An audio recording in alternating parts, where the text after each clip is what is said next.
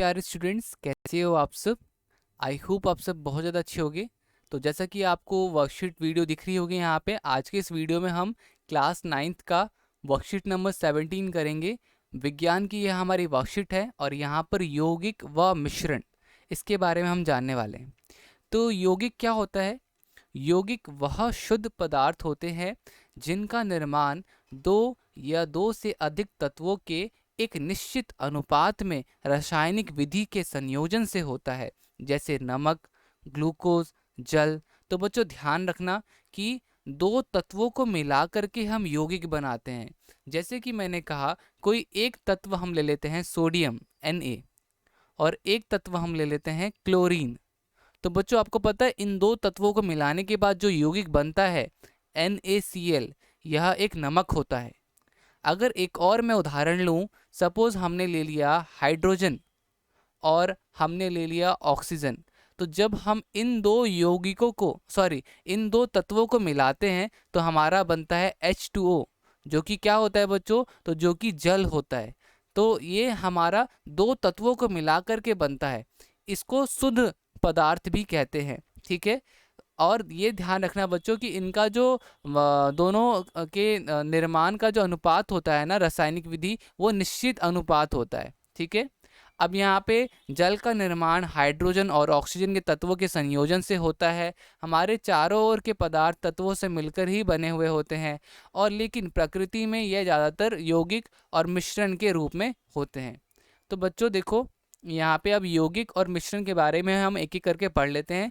यौगिक क्या होता है? इनका निर्माण हमेशा रासायनिक अभिक्रिया द्वारा होता है। यह शुद्ध पदार्थ कहलाते हैं। यह संगठन सदैव स्थायी होते हैं।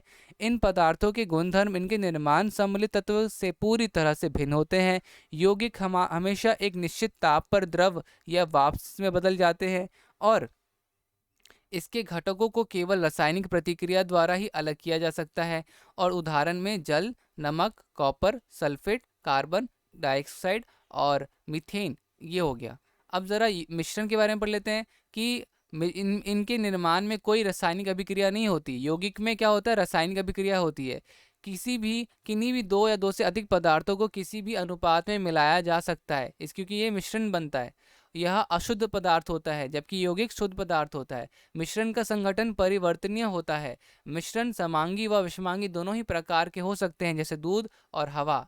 और इसके बाद बात करते हैं, मिश्रण में उपस्थित तत्व तत्व और यौगिक अपने गुणधर्म दर्शाते हैं, जिसके घटकों को भौतिक विधियों द्वारा आसानी से अलग किया जा सकता है। ठीक है बच्चों, तो यहाँ पर हमने पूरा का पूरा पढ़ लिया वर्कशीट। बच्चों अगर वीडियो अच्छी लगी हो तो प्लीज़ लाइक ज़रूर करना, वीडियो को दोस्तों के साथ शेयर ज़रूर करना। ठीक है। और अगर आपने अभी तक चैनल को सब्सक्राइब नहीं किया तो प्लीज़ सब्सक्राइब कर दीजिए, चैनल को, बेल आइकन को प्रेस कर दीजिए ताकि आपको नोटिफिकेशन मिल जाए। ठीक है। बढ़ते हैं अगले क्वेश्चन की ओर। यौगिक किसे कहते हैं? यौगिक और मिश्रण की उदाहरण सहित व्याख्या कीजिए। तो अब बच्चों बढ़ते हैं क्वेश्चन आंसर की ओर। हम तीनों प्रश्नों को अब देखने वाले हैं, तो फटाफट से देखते हैं। पहला प्रश्न आपकी स्क्रीन पर दिख रहा होगा, यौगिक और मिश्रण की उदाहरण सहित व्याख्याएं कीजिए। तो यौगिक दो या दो से अधिक तत्वों को या पदार्थ एक निश्चित भार के अनुपात में रासायनिक क्रिया कर एक नए पदार्थ का निर्माण करते हैं। इस प्रकार बने नए पदार्थ को यौगिक कहा जाता है। उदाहरण में पानी, साधारण नमक और आदि यौगिक के उदाहरण हैं। मिश्रण क्या होता है? जब दो या दो से अधिक तत्वों या यौगिकों को किसी भी अनिश्चित अनुपात या मात्रा में मिलाते हैं तो इस प्रकार के बने पदार्थ को मिश्रण कहते हैं। उदाहरण वायु, रेत आदि। अब बात करते हैं दूसरे प्रश्न की, यौगिक और मिश्रण में अंतर स्पष्ट कीजिए। तो मिश्रण क्या होता है, यौगिक क्या होता है? तो मैंने आपको बताया था अभी, तत्व या यौगिक केवल मिश्रण बनाते हैं, बनाने के लिए मिलते हैं, और एक पदार्थ क्रिया करके नए पदार्थ का निर्माण करता है, ये यौगिक हो गया। किसी नए पदार्थ का निर्माण नहीं करते, संगठन परिवर्तनीय होते हैं, यह नए पदार्थ का निर्माण करते हैं। ठीक है। तो ये मिश्रण में नए पदार्थ का निर्माण, किसी भी तरह के नए पदार्थ का निर्माण नहीं होता, और यहाँ पे यौगिक में नया पदार्थ बनता है। और मिश्रण में उपस्थित घटक अपने गुण धर्म दर्शाते हैं। नए पदार्थ के गुणधर्म पूरी तरह से भिन्न होते हैं। घटकों को भौतिक विधियों द्वारा सुगमता से पृथक किया जा सकता है, मतलब अलग किया जा सकता है। और यहाँ पे हमें रासायनिक अभिक्रिया करनी पड़ेगी, विद्युत रासायनिक प्रक्रिया द्वारा हम इसको अलग कर सकते हैं।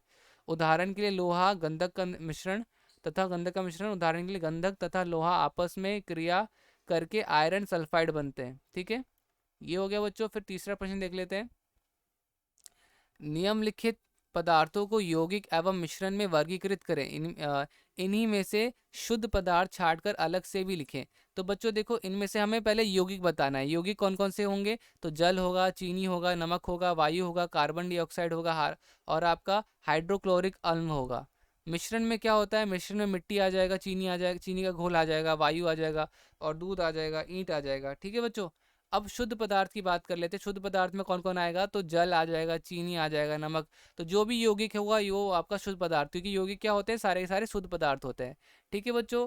तो उम्मीद करता हूँ कि आपकी इस वीडियो में हेल्प हुई होगी। अगर आपको वीडियो अच्छी लगी तो प्लीज़ वीडियो को लाइक करिएगा, चैनल को सब्सक्राइब कर दीजिए। वो जो रेड कलर का साइन आपको दिख रहा है, रेड कलर में सब्सक्राइब बटन दबाइए।